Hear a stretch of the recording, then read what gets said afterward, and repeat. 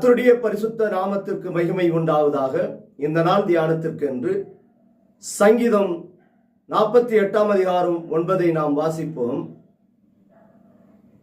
தேவனே, உமது ஆலயத்தின் நடுவிலே உமது கிருபையை சிந்தித்துக் கொண்டிருக்கிறோம். தேவனுடைய கிருபையை குறித்து நாம் இருதயத்தில் எப்பொழுதும் நினைவுள்ளவர்களாய் இருக்க வேண்டுமா? காரணம், மனுஷ கைவேலையினால் செய்யப்பட்ட தேவாலயத்தில் கர்த்தர் ஒருபோதும் வாசம் பண்ணவில்லை. இருதயமாகிய ஆலயத்திற்குள்ளே என் தேவனாகிய கர்த்தர் வாசம் பண்ணுகிறார். பாவிகளை ரட்சிக்க கிறிஸ்து இயேசுவானவர் இந்த பூமியிலே மனுஷனாக வெளிப்பட்டார். இந்த மனுஷனாக வெளிப்பட்ட என் தேவனாகிய கர்த்தர் உலகத்தின் சகல பாவங்களையும் தீர்க்க வந்த தேவ ஆட்டுக்குட்டியானவர் அவருடைய பரிசுத்தமுள்ள ரத்தத்தை சிந்தினார். அவருடைய பரிசுத்தமுள்ள சரீரத்தை பிற்க ஒப்பு கொடுத்தார். எதற்காக?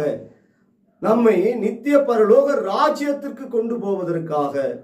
இந்த தேவனாகிய கர்த்தர் கிருபையும் சத்தியம் நிறைந்தவராய் நம் இருதயத்திற்குள் அவர் வாசம் பண்ணி கொண்டிருக்கிறாராம். இந்த தேவன் எதற்காக இந்த பூமியிலே மனுஷனாக பிறந்தார்? தன்னுடைய பரிசுத்தமுள்ள ரத்தத்தை சிந்தினார். எதற்காக தன் சரீரத்தை பிற்க ஒப்பு கொடுத்தார் என்பதை குறித்து நாம் எப்பொழுதும் நாம் சிந்தித்துக் கொண்டு இருக்க வேண்டுமா? ஆனால் வேதம் என்ன சொல்லுகிறது? மனுஷனுடைய இருதயமோ மகா கேடும், அது கிறுக்குள்ளதாய் காணப்படுகிறது.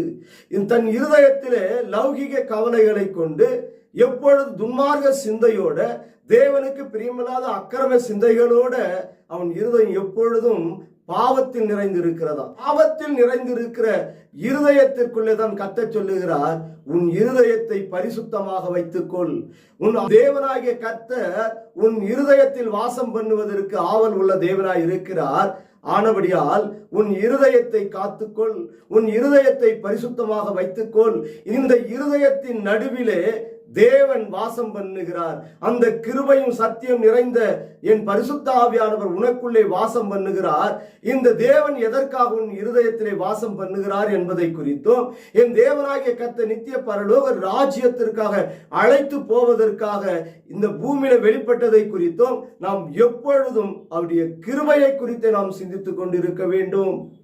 நாம் எதற்காக தேவனுடைய கிருபையை குறித்து சிந்தித்துக் கொண்டிருக்க வேண்டும்? இங்க வேதம் சொல்லுகிறது, என் தாய் பாவத்திலே என்னை கர்ப்பம் தரித்தால், நான் பாவத்திலே பிறந்தேன், அக்கிரம துன்மார்க்க கட்டுகளில் விழுந்து கிடந்தேன், தேவனுக்கு பிரியமில்லாத சகல பாவங்களையும் செய்திருந்தேன். ஆனாலும் என் தேவனாகிய கர்த்தர் என் மீது வைத்த இரக்கமும் என் மீது வைத்த கிருபை மகா பெரியது. உளையான சேற்றிலும் பாவ அக்கிரம கட்டுகளிலும் துன்மார்க்கத்திலும் தேவனுக்கு பிரியமில்லாத சகல பாவத்தையும் செய்த என்னை என் தேவன் ரட்சித்தார். அவருடைய பரிசுத்தமுள்ள ரத்தத்தை எனக்காக அவர் சிந்தினார். அவருடைய பரிசுத்தமுள்ள சரீரத்தை எனக்காக பிற்க அவர் ஒப்பு கொடுத்தார்.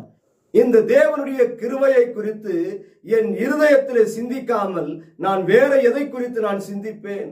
நம்மை ரட்சித்தார்.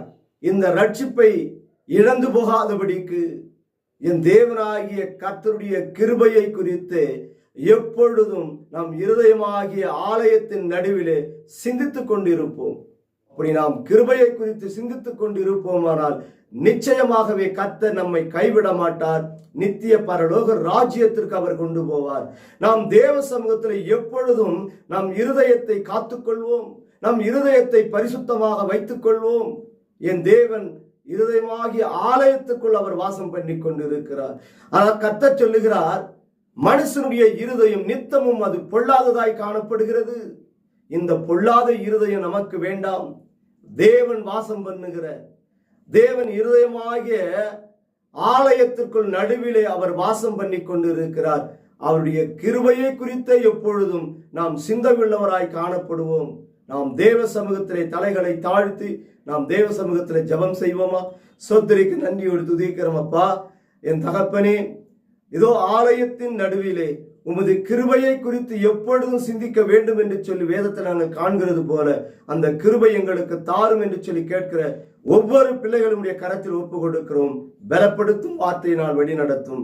இயேசுவின் நாமத்தில் ஜெபிக்கிறோம். ஜீவனும் பலனும் உள்ள எங்கள் நல்ல தகப்பனே, ஆமேன்.